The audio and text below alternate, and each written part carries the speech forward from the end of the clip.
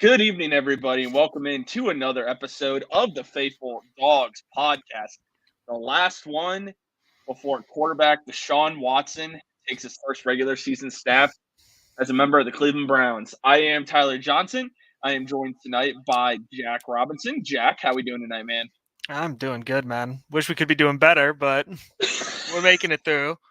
Yeah, we're making it through. Hey, what we have to look forward to is food, family, and football tomorrow. That's So right. you know what?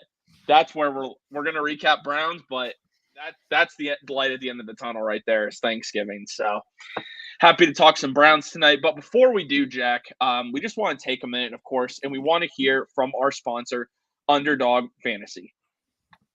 What's up, everybody? We know that daily fantasy never stops, and Network 216 is proud to be a partner with Underdog Fantasy. Very simple to use.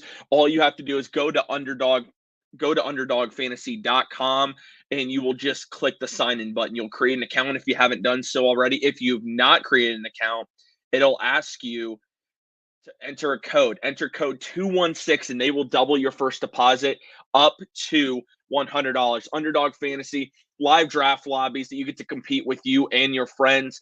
It's no salary cap like DraftKings and FanDuel. You get to go to a draft lobby, pick the players you want, or you can do daily pick'ems, which give you access to all the NFL and NBA games for you to make your picks every single night. Again, go to underdogfantasy.com or use the Underdog Fantasy app on iOS or Android. Use code 216 to double your first deposit up to $100. Sign up today.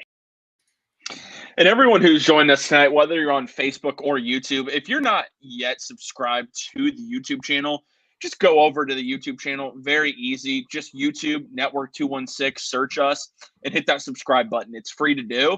And also, you're entered in for exclusive giveaways that we're going to have available only to our YouTube subscribers. But also, on this version of the Faithful Dogs podcast, please just take a second, drop a like on the video.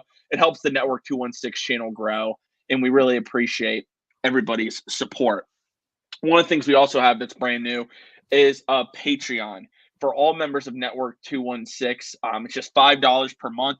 Going to be a lot of great perks. Jacob Roach, he is going to have a Browns draft big board. I'm going to be doing top 25 rankings for college football and eventually college basketball.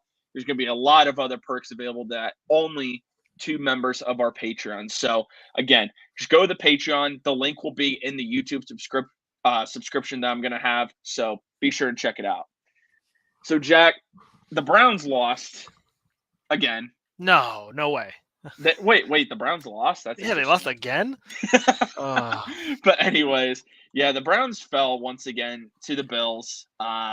Not really a shock by any means. I mean, no one's shocked by this, but kind of just talk about this game a little bit. So the Browns started off pretty good, like we normally do in the first quarter. And normally in the first quarter, it looks like we actually have a chance to win the game. Um, what do you think happens? Because I don't have the answer, and if I did, I'd probably be actually coaching this team. But what is the answer to why the Browns are good in the first quarter? Let me actually take this a step further. The first half, and then after that, just all goes downhill. Well, I think this game in particular, the main issue was that you didn't capitalize on the opportunities that you had early in the game. Like the Browns had a lot of opportunities to get up multiple scores in this game. I mean, you had multiple drop touchdown passes by tight ends. You had a fumble in Bills territory by the center. You just had drives that stalled out either by mistakes or penalties that you could have gotten in for 7, gotten in for 3. I mean, the Bills killed us with field goals. So they didn't even need to get into the red zone or really make any sort of big splash plays. They just needed to kind of chunk us down until they could get into the range of Tyler Bass.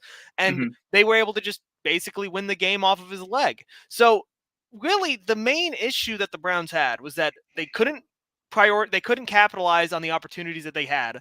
And then because they couldn't capitalize on it, it made it so that once the defense, which had played really well in the first half, like, I mean, it did basically what you could expect outside of maybe, the end when they gave up that wide open touchdown to Stephon Diggs, had done a lot to slow down this Bills offense that was, at least through the beginning of the season, was one of the best offenses we've ever seen. So I think really it was just an issue of losing your center, not really being able to capitalize on on what your offense was able to do getting into the red zone. And then just because you weren't able to capitalize, the Bills just inevitably wore you down and your defense wasn't able to adjust. Yeah, I think you summed it up pretty well. Also, I see a decent amount of people that are on Twitter tonight watching us. If you guys are on Twitter, if you would go over to the YouTube channel, the link is right there on the tweet. If you go to the YouTube channel, you can actually send us questions and comments. So I just recommend clicking that link, and we'd love to hear everyone's questions that they have, especially as we're approaching Deshaun Watson's return. We MC Lawrence, thank you for joining us tonight. Go Browns. It's getting harder and harder to say that every week. But Jack, if you would have told me that the Browns would have held Josh Allen to 197 yards passing, I would have assumed that the Browns would actually win this game. Oh, yeah. But it continues to be a problem. We can't stop a soul. And it's to the point where it is actually historically bad. Yeah. Like, there is nobody that we can stop. I mean, the run by James Cook, and Jake Burns has showed that video multiple times. No one touches him until he gets 12 yards down the field. Like, the D tackles, there's nowhere to be found. And there's actually a stat that he found that's just incredible. So, defensive total rush EPA. The Browns are minus 34.71. That's 32nd, obviously. The Lions are in 31st, and theirs is minus 11. Yeah. It's awful. Defensive tackles, dude. Like, I have to ask, because we none of us can stand Joe Woods. Is it truly the players that we just don't have talent at the tackle? Like, is that part of it? Or is it truly the team itself that they're not teaching these guys the proper techniques? You know, I don't want to say it's one or the other, because I think that saying that it's one or the other kind of gives one side a break, which I don't think they deserve a break. Because, I mean, even Jake Burns, in another tweet, he was talking about just how bad the interior defensive line is. I mean, they've got like 11 stops on the year, and those stops are essentially just what are considered failures for the offense. So probably like a 0-yard gain or a loss. The Browns only have 11, and then there are like 14 players who have more than that, 14 individual players. We're talking about the entire interior defensive line. It's completely just bare bones, no push, no talent, no effort on that line. And I think that a lot of us can look at it and say, well, look at the guys who we have at that position and tell me if you think that this is a talent issue. And I mean, there's draft capital there, there's free agent signings there, and you have to ask, sure, do I think that some of it is talent? Possibly. I think that some of these guys maybe are just too far out of depth and they're just not good enough to really play at this high level. But I also can't say that it's all their fault when this has been an issue for years with other defensive tackles where Joe Woods has had issues scheming these guys into position. You know, our run defense has been pretty inconsistent for the past couple of years. But I just don't know if this is a Joe Woods problem or if this is a talent issue or if it's just a mix of both, where both of these guys, where both the entire interior defensive line room and Joe Woods are just both so far out of their depth that he can't scheme them into some sort of position where they can at least not be so awful that they're gashing us for 8, 9, 10 yards every play.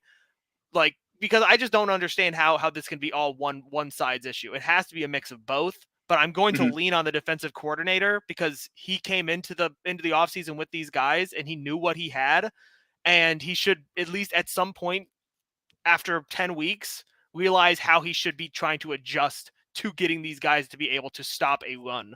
I just don't understand it. And I don't like to compare college to the NFL. I don't, because there's such a huge difference there in competition for one, but just talent. So, but I'm going to use a comparison. Jim Knowles is the new defensive coordinator for Ohio State. He's been there not even a full calendar year. And Ohio State went from having like the 41st overall defense to the second-ranked defense, and with the same players. I know players can develop more and whatnot in college and like really reach their stride. Joe Woods has been here for 3 years, and the defense is worse. Like, to me, that's just a lot of it is talent, I believe, but also a good coordinator would be able to find ways to at least somewhat get around it. You need talent, 100%, but a good coordinator finds ways to get around the deficiencies that his team has. And that's just not what Joe Woods does. I mean, another great tweet that Jake Burns had. So I don't know if you knew this, Jack. The Browns have invested 3 picks inside the top 75, my apologies, of the draft on defensive linemen since 2017. Do you know who those 3 picks are? Who those 3 picks are in the top 75? Yeah, since 2017, top 2017. 75. One should be easy for you. I think. Well, I know wasn't Ogunjobi. Yep, that's one. Yeah, and then I don't think it was Agba. No, that was way before. I think that was 2016. You're missing one, man. I know I'm missing one, and it's super obvious, but I don't know why I can't. His name's not coming to my head. Maybe because I'm pushing him out of my brain. That has to be what it is. Yeah, sorry. I just don't. I'm trying to push the inside defensive line out of my brain right now. I don't know why I can't think of it. Oh well, no, Myles Garrett. I was thinking about interior defensive linemen. I wasn't thinking about edges. He said like it just said overall defensive line. Oh, okay. I don't know why I was thinking just interior, but yeah, obviously Myles. But the third one is a John Dorsey special. Can you guess? Oh God, a John Dorsey pick. Oh no, a D end. A D end. John Dorsey pick. D end. Oh crap. He was really good at making music. Oh, I know who you're talking about, but now I can't remember his name.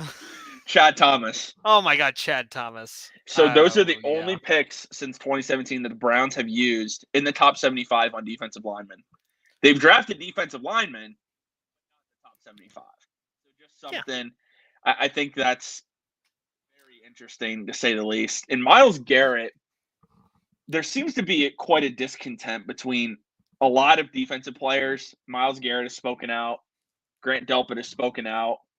But Myles Garrett said that he was shocked at how detailed the Dolphins' plan of the attack for the Browns was. Said specifically tailored to them and exactly the things they do. Said it was like the Dolphins knew exactly the adjustments that were coming and exploited every facet of the game. And Myles also has made many shots at Joe Woods. Mm-hmm. What are your thoughts about that? There are people, there's half of Twitter that say he's saying what needs to be said. There's the other half that says that's not being a leader. That's just throwing a coach under the bus. Mm-hmm. What are your thoughts on it? Well, in regards to the one about the Dolphins game, mm-hmm. I think that could partially be like an indictment on Joe Woods and him not being able to call a game that, you know, has enough wrinkles in it that it's difficult for the other team to, you know, counter it. But also, you know, Mike McDaniels is a really good coach. He just is. And he's going to take it. We've seen all year that he's really good at leading defenses, getting guys open, scheming guys open. I mean, he's got 2 almost 1,000-yard receivers. Or no, he does have 2,000-yard receivers, doesn't he? Tyreek Hill and Jalen Waddle both have 1,000 yards. Tyreek Hill's well over 1,000. Jalen Waddle. It's like at 800 something. So like he's a really good offensive coach. So saying that guy led through your scheme is not super, you know, crazy to think. But I do believe that he is saying what needs to be said. Now the question is, should he be doing it kind of in this public way? Now we don't know if maybe he's been saying this for like weeks or maybe mm-hmm. even years at this point. Like, hey, we need to change the way that we play the game. We need better adjustments. We need a better overall game plan. We need I don't know what needs to be done here. And maybe he's just so frustrated that he's bringing it out in the public now.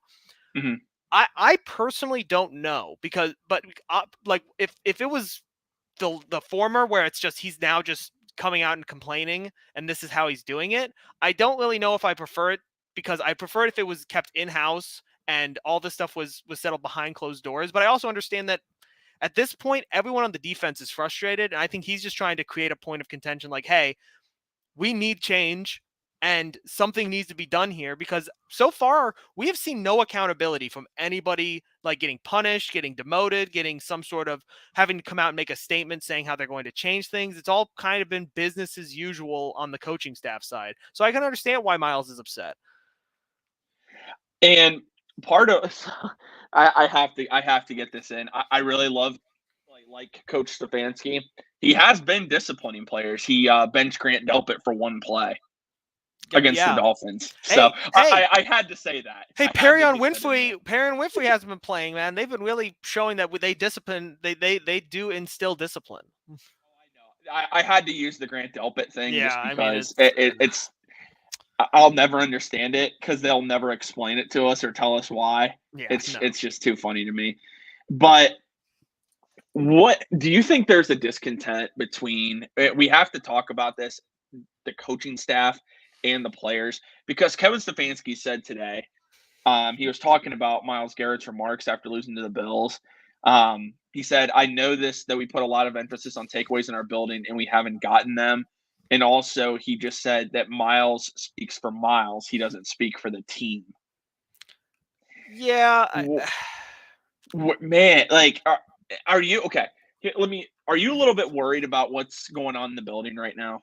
About Stefanski losing locker room? Where do you think we're at with this? Because there are a lot of people. I'm not, again, it's Twitter. You can take everything with a grain of salt or you can take everything seriously. There's no in between. But there's a lot of people that think Stefanski is losing these players, and a good portion, from what I've seen, wouldn't mind seeing him fired. I mean, I think that there's always a chance that he could lose the players, because if you're coming out here and you're saying we need to be smart, tough, and accountable, and then no one's really taking account for the failures, it's kind of just the same thing. Now, obviously, they probably talk about this a lot in meetings, and when they look at the tape and things like that, they say like, hey, this guy needs to do better. We need to change this up. But I think it's mainly an issue of just like, we've seen these issues week over week over week, and yet we don't change anything. And I think obviously all the players, when they go to practice and they see what they're doing and they see like, we're not really doing anything probably too different. And when he says like, we're not prioritizing takeaways, and then Kevin says, well, we are, but we just aren't generating any. Like that's obviously could be seen as like a shot towards the defense and in the individual players and whether or not they're putting enough effort. So maybe the language could be different. I don't think that there's a real big chance that there's going to be like a break, players trusting Kevin or wanting to play for him. And I heard a lot of people saying stuff about trades and Myles is going to request a trade, like, because he's not going to want to be here anymore.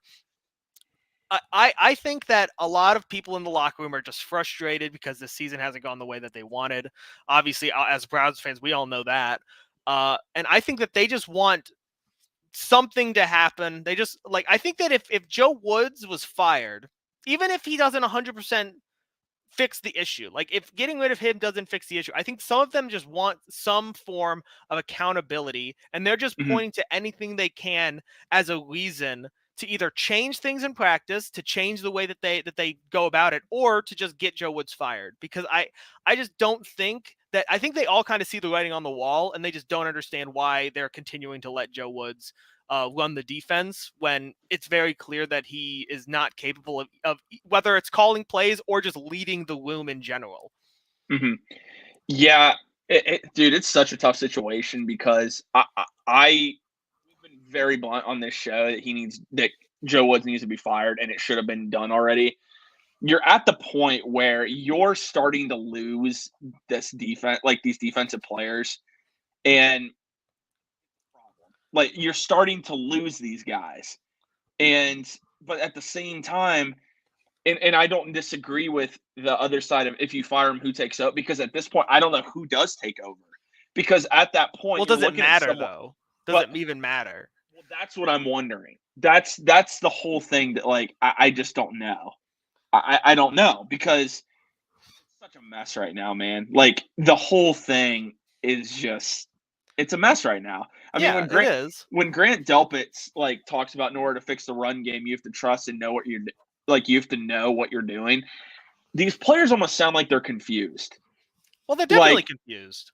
They've said that. They've said that the fact that every single week almost we have John Johnson or Grant Delpit or Greg Newsome coming out and saying, well, we guys just need to know what their assignment is. And it's like, what do you mean know what your assignment is? You've been practicing this defensive scheme all week. It's not like you're overhauling the defense every week. You're just basically running a pretty similar scheme. Except for the fact that Greg Newsome is playing the nickel. Why is he playing the nickel and why is he outside? I don't understand. I think because they want Emerson's built more for. I know. It's so I hate putting him in there. You're taking away from his strength. I know that's why I hate it. I just don't like it. I don't know. But I mean, at this point, I just don't even know what fixes this. Like, is it like, because obviously we can, oddly enough, we can look around the league and for some reason coaches, when they get fired, suddenly the team has some sort of boost in energy. I mean, Matt Rule gets fired, Steve Wilkes comes in, they win. Yeah. Jeff Saturday comes in and they somehow win. Like, it makes no sense. Now I'm not saying that this is for the best, and I'm not saying that this would immediately solve the issue. But I do think that maybe it'll just give a little bit of juice to the defense, make them try a little harder. And maybe they'll try a little harder considering that next week Deshaun comes back. And a lot of these things will change. Mm-hmm. But this is, again, this is just a suggestion. Maybe it won't do anything, but I think it probably won't hurt. I don't see how the defense can get much worse when you're letting a rookie James Cook look like Dalvin Cook. Like, I mean, it's crazy to me that it's gotten this bad where at this point we're like, screw it, just fire the guy. Yeah. An interesting suggestion that I've seen, and I've seen it multiple places. You want Newsome to get back to the player he was his rookie year. He was on the outside when he was doing that. Like, he was an outside corner. That's where he should be. I saw something interesting. I don't necessarily think it's a bad move, especially if the new defensive coordinator comes in and is for it. Martin Emerson Jr. is 6'2", 6'3". If it works, man, you could have him playing free safety. You easily could. Why not? Like, I mean, no, I'm not against it. It's a mess. There's no way around it. This defense is just a complete mess. And the thing that's really irritating is if you watch certain plays, like why? The serious question. Maybe you can answer it or maybe I'm just stupid and don't understand, which is unlikely, but it's always possible. Why is Myles Garrett ever in pass coverage? Why, like on a passing down? Why is he not? This man should be rushing the passer every passing down. And I'm not kidding. I've seen Joe Woods actually put him in coverage. Just switch it up, man. Get him in the passing lane. Get this guy who can bend around an edge in like half a second. Get him in the passing lane. That's where he should be. I think it's just him trying to be too smart. It's okay. Like we get it. We get on, on Kevin for, he's trying to be too smart. He's trying to be cute with the way that he's doing this. And I mean, I don't know. Maybe it's them just trying to make it so that the offensive lineman has to think twice. But the thing is that you're not getting pressure anyways. Exactly. Like, they're like the idea that, hey, doing this is going to make it so that maybe Myles can get more pressure. Myles is already getting double and triple teamed, and he's getting chop blocked. Like, he's getting chipped every freaking play. Like, it doesn't matter. Unless the other guys can get pressure, which they can't, and unless the other guys are reliable in stopping the run or getting some penetration, it doesn't matter if you change up the way that Myles approaches the line. Is he going to approach the line, or is he going to back up and go into coverage and try to stop the short out or whatever? It doesn't matter, because your line isn't good enough to really make it so that option makes the offense think differently. They're just going to still think, okay, well, we'll just stop Myles because no one else can win a one-on-one. So it doesn't matter. It's irrelevant. Yeah. Oh, man. Well, I'll tell you what. I think there's one thing that everyone can agree on. A lot of people have been talking about, we need to we need to look at maybe Kevin Stefanski's on the hot seat. Oh, it's not all Joe Wood's fault. Maybe it's the talent. I think there's one thing that we can definitely agree on, and that's that Mike Prefer should have been fired weeks ago, and that it's getting worse. I mean, some of these. Why are we not kicking the ball out of the end zone every time? Why are we taking the ball out of the end zone all the time? I just don't get it. It makes no sense to me. Or some of our special teams coverages are just awful. They can't tackle either. Also, because I'm not here to criticize Cade York. I actually think this year he's done pretty well. He had the one game where he missed 2 field goals. He's had a number of them blocked. Is Mike Prefer teaching him how to kick the ball, like as far as trajectory? I seriously wonder if that's the case. Because something's just not – I find it hard to believe that Cade York is just money in college and never gets kicks blocked, and all of a sudden he gets 3 blocked in the NFL. I get if it happens once, but I don't know what's going on. I don't know if in a season I've seen a team get so many kicks blocked. We're not even at the end of the season. Yeah, I mean, I don't know if he's just kicking it way too low, or I don't know if it's a issue with the way that he's telling him to kick it, or if it's just him not, teaching him, hey, you can't just line drive it every time. You gotta put a little air on it, or else it's gonna get blocked. These dudes are freaking 6'6" and with long arms. They're gonna they're gonna block the ball if you kick it low. Mm-hmm. I just don't know. I mean, I don't hate. Here's the thing. Again, I don't hate Mike Prefer, but the writing's on the wall that if you can't do what you're here to do, which is run your special teams correctly, and your special teams gives up huge gains because you don't kick the ball out. You kick the ball and it goes the 5-yard line, and then they get a running start. They get to the 30, 35-yard line almost every time. And then your unit just runs the ball out of the end zone half the time and gets to the 20. It's then what the heck is the point? I don't understand why this is how we're running the special teams. Jack, something too to point out that's kind of hilarious, but it's true. If Mike Prefer was an average special teams coordinator, like Chris Tabor was, I believe his name was, and was the Browns special teams coordinator for over 10 years. If you're a mediocre special teams coordinator, normally you're going to keep your job for as long as you want. Mm-hmm. Normally, that's all you have to do is be mediocre. We're not even mediocre on special teams. Well, you know what else I saw? I saw something about, speaking of mediocre, I think it was part of Jake Burns' analysis of the inside defensive line. And the idea was that our inside defensive line is so bad, they essentially give you a 3-point handicap. At the beginning of the game, they essentially give you 3 points for free. And if we were just 5 spots better, if they went from the worst in the league to one of the worst in the league, we would be 5-6, or we'd be 500 right now. We would have won 2 or 3 extra games. The idea of that is so baffling to me that it's actually crazy. I mean, just how bad this offense, the defensive line is that it essentially loses you games just from the it's really bad. I mean, it is. This whole season, honestly, it's crazy that we've made it this far, because I don't know how we've made it, considering just how mentally draining it is every week to come in here and try to find the good thing, even though there were a bunch of good things from this game, honestly. Hey, I'll tell you, man. If I wasn't hosting an Ohio State show every Monday night, by the way, Scarlet Gray podcast is every Monday night at 6:30 live on the Network 216 YouTube channel, talking all things Ohio State on the road to hopefully college football playoff. If I doing that, I don't know if I could do this every week, to be completely honest with you. Because it seriously is so just draining. And I'm going to read off some stats from this game, and then one more topic, and then we'll move on. But Jacoby Brissett in this game played very well. Now, keep in mind, a lot of this was garbage time stats, but 28 of 41, 324, 3 touchdowns. The running game was trash. So those who want to just run the ball 50 times and gain 2 yards a carry, this was the game for you. Just awful. Well, I think on that one though, hold on. People are gonna say our running game was trash.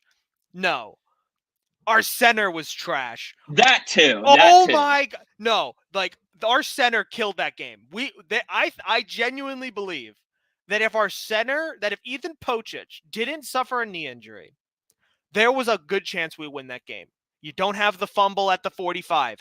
You don't have all these terrible run blocks. I mean, this dude, I'm pretty sure Froholt isn't even a backup center. He's like a backup like tackle or something. He's a backup guard, I believe. Oh, he's a backup guard. Because Yeah. the way that he snaps the ball and then immediately gives up like 2 to 3 yards, like he does a 2 to 3 yard regression, it looks like he's a tackle or a guard. And I'm like, what? You're the center. You're not supposed to give up like 2 to 3 yards. Just what are you doing? I mean, the amount of times Nick got tackled from behind was awful. I kept watching and I'm like, what is Froholt doing? He's just letting dudes come up behind him. It was bad. So yes, the run game was bad, but I don't think it was bad entirely to the benefit of the Bills. It was also because the center we had and eventually the right tackle that we had were literally useless. They were I mean, James Hudson had a 0. He had a 0 grade on Von Miller. How is blocking. That? Yeah, like 0 grade. How? Like, okay.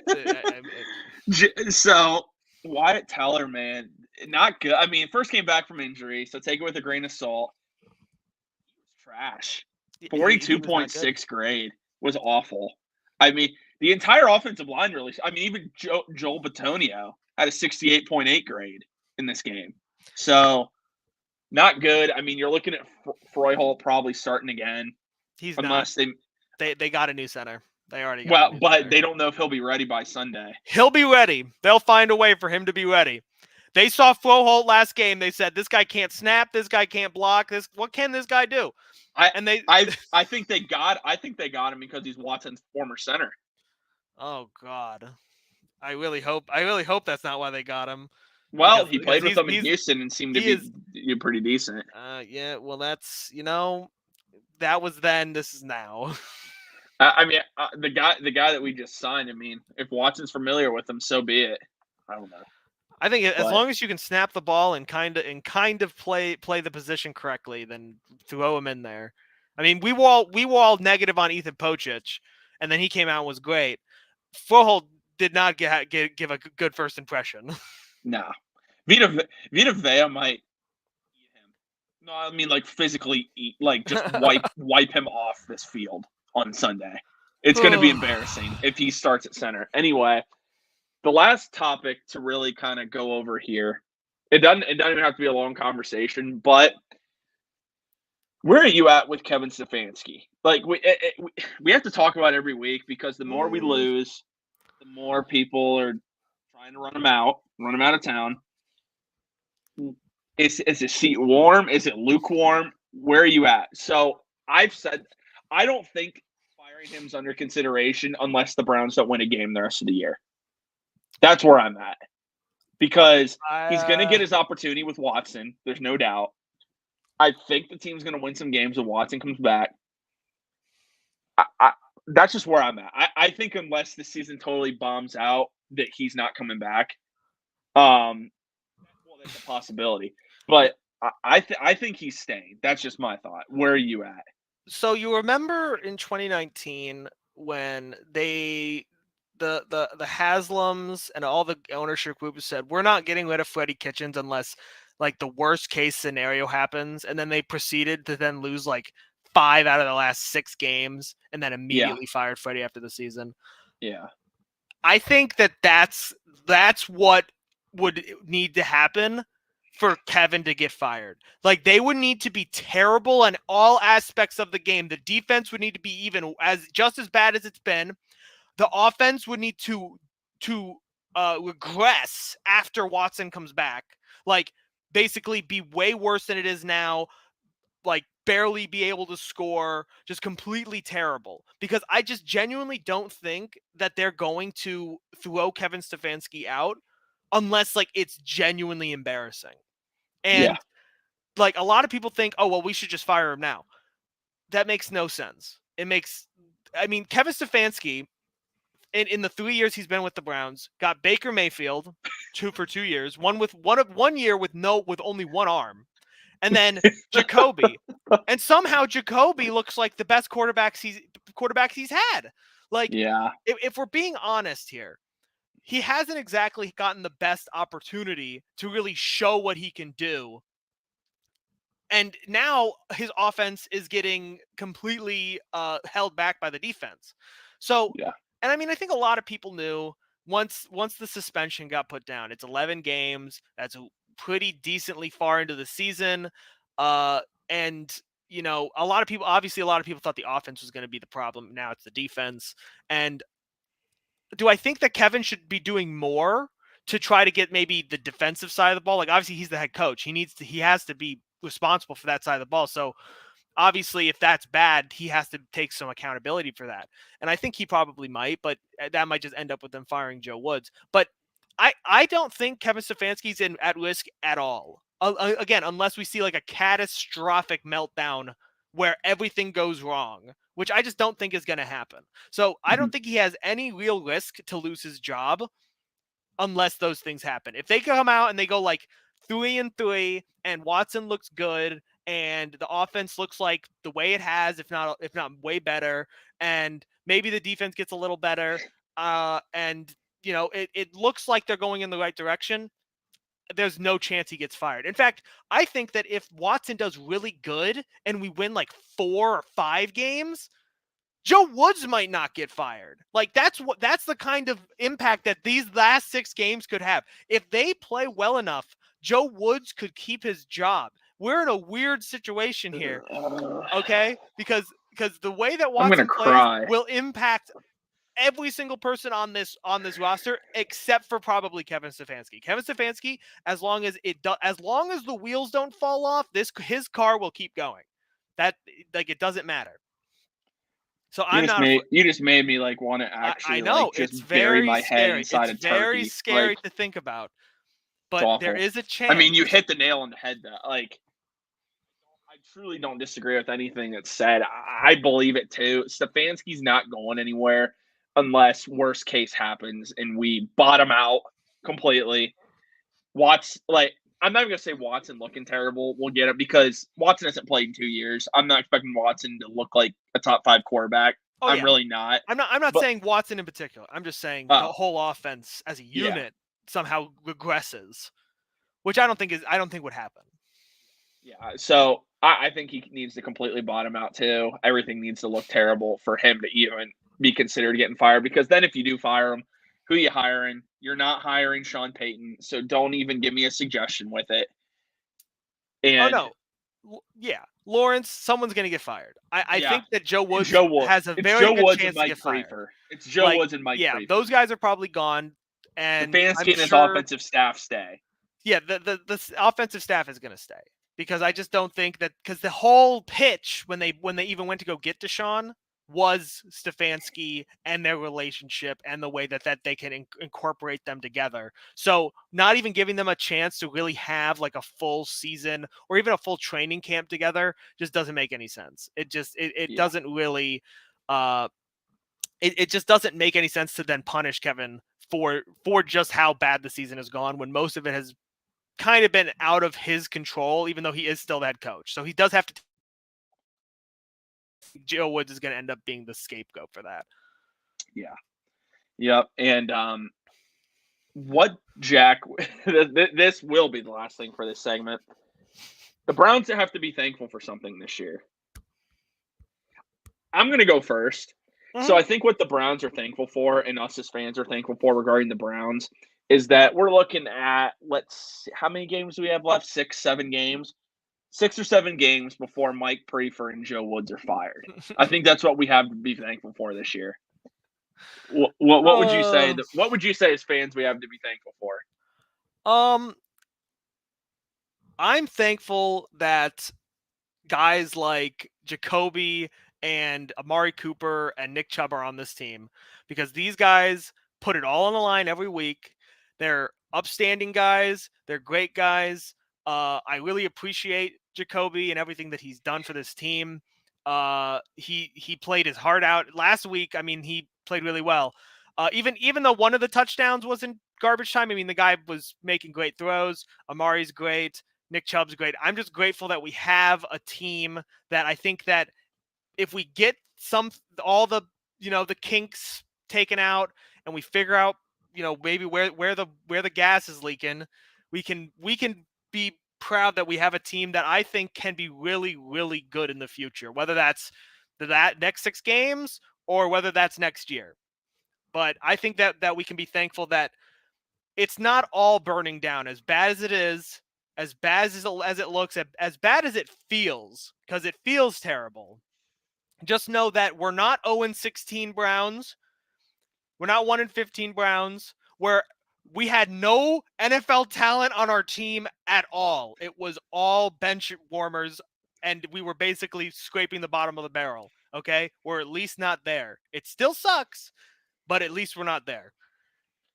MC Lawrence, I appreciate that. He says he's thankful for Network 2 and 6 so we can all vent together. Yeah, it's that is one thing about coming on every week is we get to vent plenty, which is always fun. I hate having to vent. Also, one more thing we have to be thankful for. Thankful that Baker Mayfield is not our quarterback during this season because that man is literally just broke. That dude ruined his own career on purpose. He can't read a defense at all. He panics when he drops back. Kind of sad given that he helped lead us to the playoffs, and now this is where we're at. But I think it goes to show how good Coach Kevin Stefanski is. If he got this team to the playoffs with Baker Mayfield as the quarterback, but we have a top 10 offense with Jacoby Brissett as our quarterback. And hey, but fire Stefanski, dude. Jacoby and Geno Smith look like 2 really good starters. Like Jacoby might get another starting job after this. Think about that. Baker's going to be a perennial backup now. Baker's done. It's over. He might not be in the league next year. He'll be in the league next year. He'll be a backup. If Josh Rosen can be a backup, Baker Mayfield can be a backup. That's just we'll see, man. We'll see. I'm really not kidding. It would not surprise me. We'll see what happens. XFL MVP Baker. Honestly, if he wants to try and rebuild his career and his image, that'd be the best place to do it. Hey man, he could just ask PJ about it. For real. And if that works for him, that would seriously be a great step. Honestly. Okay. All right. Baker to the Jets. Yeah. I said today Zach Wilson's going to the Panthers because they trade for all former first-round quarterbacks. Anyway, Jack, as we're wrapping up here, we are going to take a second before we talk about the Buccaneers a little bit, as Tom Brady is probably coming to Cleveland for the last time. Mm-hmm. We do want to make sure that we take a second. Black Friday's coming up, so we need to be hearing from our good friends at Homage. What's up, guys? We've been talking about Homage for a really long time, but I can't get across how comfortable the products are. This is literally the softest hoodie that you'll ever have, and it's not just about, comfort when it comes to the style. It's effective as well. It keeps you warm. I mean, look, this thing is not... It's all vintage looking, but it's looked like this. I've owned this thing for 5 years. So you got Ohio State, you got the Browns, you got the Cavs, you got the Guardians. They've got everything to have you covered all year long for all your Cleveland sports. I know the Victory Monday thing's a little brutal this year, but we got all kinds of awesome designs. You got to check them out. We'll put a link. There's always links in all of our episodes in the descriptions and sometimes in the comments as well. They're the best on the market, man. You I don't even know what to say anymore, but go over there, check out Homage today. Go Cavs. All right. Well, Jack, Tom Brady comes to town for, I'm going to say the last time. It's the last time. He'll be coming to Cleveland. The Buccaneers, they have won 2 in a row. They lead the NFC South. That's not really anything that's an achievement, but Tom Brady is his name is Tom Brady. Mm-hmm. He's still the greatest quarterback in our lifetime. Mm-hmm. Do you think Tampa Bay, because this is something I'm wondering, and I believe it personally, do you think this offense has started to really figure it out, especially since they've been really given Rashard White a role in this offense? No. Okay. They are still one of the lowest scoring offenses in the league. They're 27th in points. And even the last few weeks, they've scored like 21 and like 20 something else. They're not really doing anything crazy. Like, sure, are they scoring maybe more points than they were at the beginning of the year? Sure, but I don't really think that they figured it out because they still have the offensive line problem. Rashad White has been really, really good for them, but I still don't know if he's 100% ready to take on like the full workhorse back role that Lenny had. And obviously Lenny's hurt. We don't know if he's going to be playing. Mike Evans has been kind of inconsistent. Godwin, very inconsistent. Their tight end position is kind of a whatever. And hey now. I'm not being mad. No, Cade Otton can play, bro. He can play. I'm not saying that he can't play. I'm saying that he's not like a huge target that you look at every week and say that guy can just break the game wide open. He's not like a Gronk. He's not like any of these other premier tight ends. He's a tight end. He's gonna, if you don't guard him, he'll get touchdowns. And the Browns are bad at covering tight ends, but we'll ignore that for now. I don't think that we really have to worry about any individual part of the Buccaneers game except for the dude at QB. That's the only dude that I'm really afraid of. Because again, the Buccaneers offensive line is not good. It is completely just bits and pieces that they've picked up to try to basically keep even a slight bit of resistance. And even then, they're not really giving Tom a lot of time. But the issue is that Tom can just get the ball out so fast that it's hard for defenses to really do anything about it. So the only part about the Buccaneers offense that I think is really like scary to look at is Tom Brady. That's fair. Yeah, Random Cardboard makes a point that Cade Otton's not Gronk. He's not That's Gronk. correct. No one's Gronk. That's correct. But let me just say this. He's got a lot of talent. Oh, he's good. Cade Otton's has been a bright spot for this team. So, and tight ends have killed the Browns in the past. If you have Cade Otton, there's your fantasy advice. Start him. I'm starting Cade Otton this week.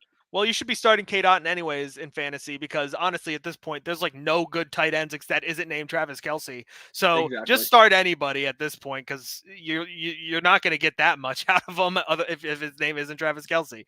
Unless you got lucky and got Taysom Hill, who every now and then throws passes and runs the ball, and you get points for that, which is ridiculous. Yeah, who knows if they're actually going to use him though? Where I'm worried though, and it makes sense. I'm worried about running for 200 yards. Really am. You could say whatever you want about their offensive line. Every single team, except the Bengals, has just run wild on this defensive line.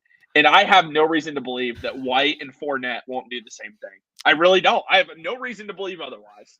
No, no, that's the thing is that I remember, I think it was before the Chargers game, I said, is your team having a bad time running the ball? You guys in a slump? You guys in a running slump? Don't worry. Just play the Browns and you'll figure it out. All of your running slump issues all gone. You'll run for 200 yards, 150 yards, doesn't matter. You'll look like Barry Sanders out there running the ball. It doesn't matter. And every week, without fail, except for when Joe Mixon's involved, we come out and we get ran on and it's kind of crazy how, again, they still haven't tried to find a way to fix the issue. And again, I am afraid that is going to happen. But again, I'm not as much afraid of that as I am just Tom Brady, because if you can do things to try to slow down their run attack, if you can get into that offensive, if you can make an effort to get into the backfield and either you slow down their run game or do anything, and you can get to Tom Brady, so good that good luck getting your hands on Tom Brady in time to actually make an impact on him throwing the ball. Yeah, because Tom Brady has still the quickest release in the NFL. Yeah, it's truly incredible. He always gets the ball out really quick, but this is a game Myles Garrett could really feast if he can get to Tom Brady in time. But what needs to happen on Sunday for the Browns to win this game, in your mind? What needs to happen on Sunday? For me, the Browns have to find a way to control that clock. I get that Tampa Bay's offense has not looked like it did last year or in the past under Brady. You still want to keep Brady off the field, in my mind. You want to make sure your defense does not have to be on the field much because they've been awful. You need to get back to running the football, which I'm a little bit worried about. If Troy Holt is the center, I'm a little bit worried. But you have to just control this clock. And I think if the Browns can control the clock on Sunday, they can come away with a win. But that's easier said than done. Yeah, I basically what you said, but I'm specifically going to say that they need to get the run game involved early and often. The Buccaneers are giving up something around 4.5 yards per carry to running backs right now. They aren't particularly good, but they're definitely not the worst.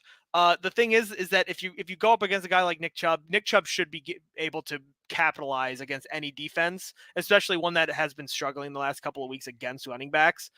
If we can get the running game started early and often and control the clock, keep the defense off the field, and really give them a chance to rest up or make it so that the defense just doesn't have to be on the field for as long and have control over how much game time we have, then that's how you win this game. Keep the ball out of Tom Brady's hands as much as possible. And if you can run the ball and do that successfully, that's how you win the game. Now, do they need the run game to be like dominant? No, but it just needs to be there because it just wasn't even there against the Bills.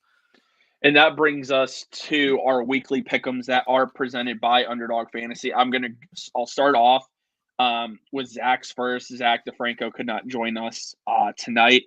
He had for this week, let me see. Okay. He has the Browns over the Bucs 30-27. Oh, so okay. He picked the Browns. Jack, we'll have you go next because I know you'll pick the Browns. You bet your sweet tootin' I would. What's taking the score going to be? The Browns are going to win 27-21. Okay. And I'm sticking on the same train that I've been on for the last couple weeks. I have the Browns losing. It's not because I don't believe in the offense. Hey, people can boo me. That's fine. That's fine, man. My picks, I'm 31-12-1.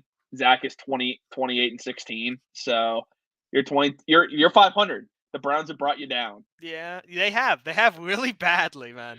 Every time. I have the Bucs winning this game. I'm not betting against Tom Brady, man. I'm not. I get it. It's not the same Bucs. It's not. But it's still Tom Brady. He's still the greatest quarterback of our lifetime. I think Rashard White is going to have a big game on Sunday. I really do. They like throwing to him out of the backfield. He's got a burst that Leonard Fournette doesn't have, and they really like to get him the ball in space. I think Kate Otten is going to have a big game. I think some of the guys that you expect to go off for Tampa Bay aren't going to be the guys that are going to go off. It's going to be some of the other younger guys. It's going to be the rookies that really show up on Sunday. So I think that Tampa Bay is going to win this game. I think it's going to be, man, where am I at? Where do I want to go with this? I think it's going to be 31-21 Tampa Bay. That's where I'm at. So I really hope, like I said, man, I want to be wrong, but so far the Browns are proving me right. So it's hard to trust him right now. It really is. So Zach's next pick, he has, let's see, he sent him. So the Vikings over the Patriots.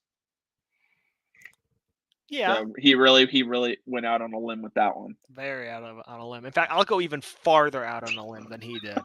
I'm going to say the Bills over the Lions tomorrow on Thanksgiving. I know that's a kind of an out there pick. I know, but I got to do it. MC Lawrence says Browns 27, Bucs 23. Yeah, see, that's what I'm talking about, MC. So everyone's against me. That's fine. I'm the realist. Okay. All right. And the Bills, like the pessimist. Dude. Or I'm literally a realist what I see on Sunday. It's just hard to pick them. All right. I'm not kidding. I have gone back and forth and considered picking the Lions for this game. Mm-hmm. But the Lions never win on Thanksgiving. No, they never do. They're always getting beat up. For real. I don't know the last time the Lions actually won on Thanksgiving. So not picking the Lions. I want to pick the Cowboys, but again, it's Thanksgiving. The Cowboys win on Thanksgiving. They do. I don't think they're going to have Micah Parsons, though, and I think that's a huge loss. That is true. They might not have Micah. All right. I'm going to go with the Titans over the Bengals. Okay, I like that one. All right, so Zach has for his next pick the Cowboys over the Giants. Okay, all right. Who do you got next? Well, I was going to take the Commanders over the Falcons, but Zach, spoiler alert, Zach has that one. Yeah, so his picks are done. That's fine. We're done with his picks. So I think I'm going to go. Gosh, I'm going to say the Bears over the Jets. Ooh, even though Mike White, the savior, or no, it's not Mike White. It's not Mike White, is it? I think it's someone else. Is it Mike White, the savior? Okay, even though Mike White, the savior, is coming in, I still think that the Bears can pull it out. As long even as with Justin Fields with one shoulder.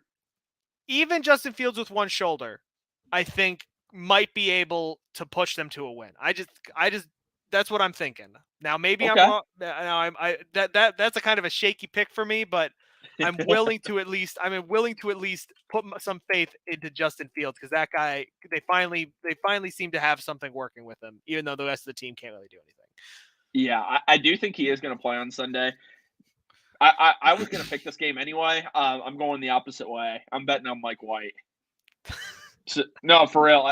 I think the Jets seriously have they're better than we thought. The Jets have a great defense. They have a lot of good offensive weapons. They just have a guy at quarterback who cannot throw the ball. Thanks for joining us on Facebook, Sean. We appreciate that. He's taking the Jets over the Bears as well. Hey, man, let's go. Ride with White. Look, man, it's like giving my bad. It's like ride with Mike White. Let me say that. It's like giving an 8-year-old a Ferrari. He doesn't know how to drive. So what do you expect is going to happen? Like Zach Wilson is you can't get worse than Zach Wilson. Like you seriously, it can't get worse. Mike White's actually, when he's played, been decent. Yeah, Mike White can play football. He is a quarterback. Can Joe Flacco. He is a quarterback. Joe Flacco is a quarterback. Zach Wilson, we don't really know what he is. He doesn't have a designation. Oh. All right. All right. We read off Zach's final pick. What is your final game? Give me the Chargers over the Cardinals. Okay. I want to pick that Commanders game so bad, but again, Zach picked it, so I ideally don't want to do that. Yeah. I wouldn't say I've really picked one that was super obvious. Buccaneers, Titans, Jets. Yeah, I wouldn't say it's like super obvious, like one that's just almost a lock. Yeah. Let's see. I get to do that because I choose the Browns every week. So I get I have no shame. I have no shame. And you are in last. I am in last. Yeah. I've handicapped myself. I'm not kidding. It's because you pick the Browns every week. Yes, it is. And I don't care.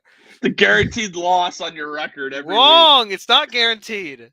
That's negative. That's been the last couple weeks. Yeah, the last couple weeks. But what happened the week before that? That's right. We won. So, man, that was a long time ago. That was a really long time ago. 4 weeks ago. By the way, can we just take a second, man, and just talk about ESPN put in the monstrosity of a Monday Night Football game with Colts and Steelers? We don't talk about it. The Monday Night Football games and the Thursday Night Football games have freaking sucked this year, man. They keep putting the Broncos on there. Like, dude, they're trying to make us watch like 1960s reruns. Where it's 3-3 going into the fourth. Like no one wants to watch this. Oh, it's a crazy 6-6 overtime matchup. God, what? You know what? Let's have some fun. That Monday Night Football game is going to be a mess. I'm rolling with the mighty Jeff Saturdays. Yes, sir. Saturday is going to be successful on Monday. I'm going with the Colts. Actually, hold on. Can I change one of my things? Because I want to talk about the second most interesting game. Okay, so I don't want the Bears. I want. Give me the Broncos over the Panthers. Give me the Broncos over the Panthers. That is an offensive juggernaut team against an offensive juggernaut team if I've ever seen one. That is Sam the game Darnold I time, want to baby. see. That's right. Give me that. Give me the Broncos. Oh, yeah. Give me that. I want the Broncos over the Carolina Panthers. That is going to be a game for the ages. Russell Wilson can't win that game. Oh, no, it's over. That's brutal, dude. Just pure brutal. All right. Those are our picks presented by Underdog Fantasy. Oh, man. Always a lot of fun doing that. We'll see what happens this week. Like I was telling my wife, this is the first year in my life. Really not kidding. I'm in 5 fantasy leagues. I don't have a single player playing on Thanksgiving. Really? Single player. Yeah, I mean. That's crazy. Huh. Well, no, I'm going against them. I'm going against some guys that have Thanksgiving Day players, so hopefully those guys don't play or whatever, get hurt. I'm never gonna. No, I don't like when players get hurt. It sucks. Yeah, I'm never gonna say players get hurt. But if they not involved or forget they exist tomorrow, I wouldn't mind. Hey man, I just need Josh Allen and Stephon Diggs to do some work. Better hope Josh Allen figures it out. That dude. They'll figure it out. They're playing against the Lions defense. I mean, he was also playing against the Browns defense and did really, if we're being honest, really nothing. Yeah, but that's the thing is that they did nothing and they still won. So they'll figure it out. They'll figure it out. That's just pathetic. That's just pathetic. Anyway, as we're wrapping up this edition of the Faithful Dogs podcast, thank you everyone that tuned in tonight. We appreciate you spending your holiday week with us. If you joined us on Facebook or on YouTube and you're not yet subscribed to the channel, just take a second. Just go over, subscribe. Remember, it is free to subscribe to the YouTube channel. We have many giveaways that we have available to our YouTube subscribers. We just had, not too long ago, an homage giveaway. We also gave away a starter jacket courtesy of homage. So a lot of great giveaways with our partner at Homage, but also with one of our partners, Platform Beer Company, allowed us to give away some Browns coolers. So those are only available to YouTube subscribers. Very easy to subscribe. Be sure to go subscribe to the channel. On this video, drop that thumbs up. Give us that like. It helps the channel grow immensely as we move in and approach 2023. Really trying to grow the channel, so we appreciate everybody's support. Just a reminder, there is no Dog Chug tonight. They are off for the holiday week, so no show coming up tonight at 10. Again, appreciate everyone tuning in to this episode of the Faithful Dogs podcast. We will talk to you all next week, and go Browns, baby. Be safe, everybody. Don't do anything stupid.